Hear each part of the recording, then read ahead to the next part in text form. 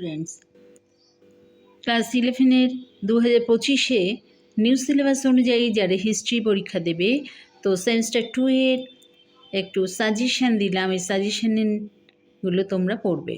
এটা হলো class 11-এর history second সেমিস্টারের 2025-এর প্রশ্ন।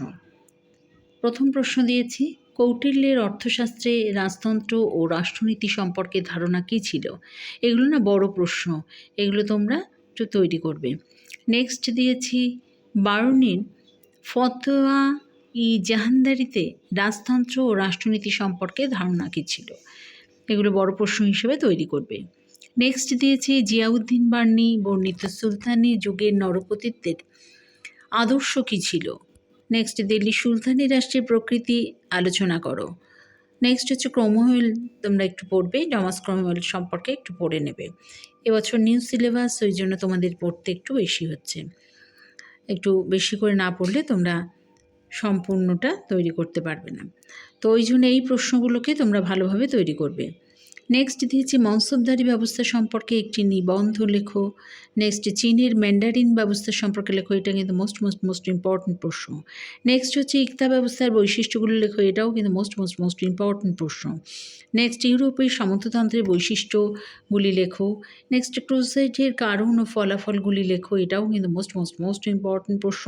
নেক্সট হচ্ছে, ইউরোপের নবজাগরণের পটভূমি কী ছিল বা পটভূমি সম্পর্কে লেখো। নেক্সট, লিওনার্দো দা ভিঞ্চি, এটার সম্পর্কে একটু পড়বে তোমরা পাশাপাশি। নেক্সট হচ্ছে যে ইউরোপে ধর্ম সংস্কার আন্দোলনের কারণগুলি সম্পর্কে আলোচনা করো। এটাও কিন্তু মোস্ট ইম্পর্টেন্ট প্রশ্ন।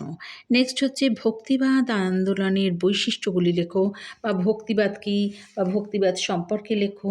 এই প্রশ্ন কিন্তু তোমাদের আসতে পারে, এটাও কিন্তু মোস্ট ইম্পর্টেন্ট প্রশ্ন। আর সুফিবাদ কী বা সুফিবাদ আন্দোলনের বৈশিষ্ট্যগুলি লেখো, বা সুফিবাদ সম্পর্কে আলোচনা করো। এ কিন্তু তোমরা তৈরি করে রাখবে।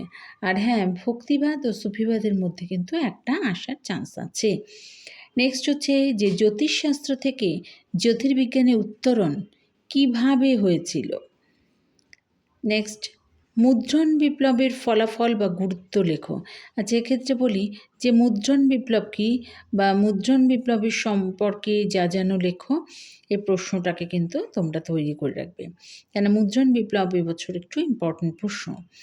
নেক্সট হচ্ছে অ্যালকেমি বা অপরসায়নবিদ্যা কী সম্পর্কে একটু তৈরি করবে। এগুলো কিন্তু একটু বড় প্রশ্ন হিসেবে তৈরি করবে।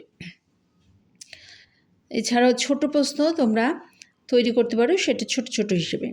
আচ্ছা, এছাড়া হচ্ছে ভাস্কো দা গামা সম্পর্কে পড়বে, আর গ্যালিলিও সম্পর্কে আলাদাভাবে একটু পড়বে।